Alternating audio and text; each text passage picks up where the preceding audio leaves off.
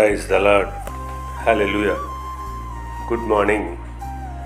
ఈరోజు దేవుని వాగ్దానము ఫిలిప్పీయులకు రాసిన పత్రిక 4వ అధ్యాయము 19వ వచనము.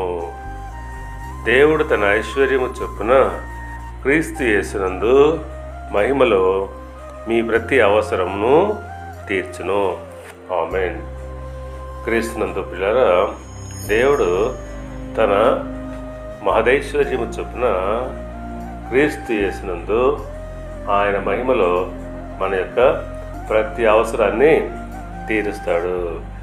అందును బట్టి మనము ఏమాత్రము చింతించక మన యొక్క ప్రతి అవసరాన్ని దేవునికి విన్నవించుకోవాలి.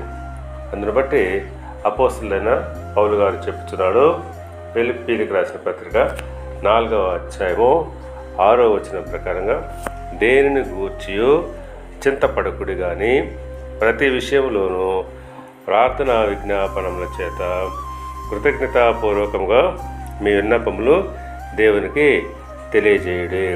అవును, మనము ఏ విషయంలో కూడా చింతపడాల్సిన అవసరం లేదు.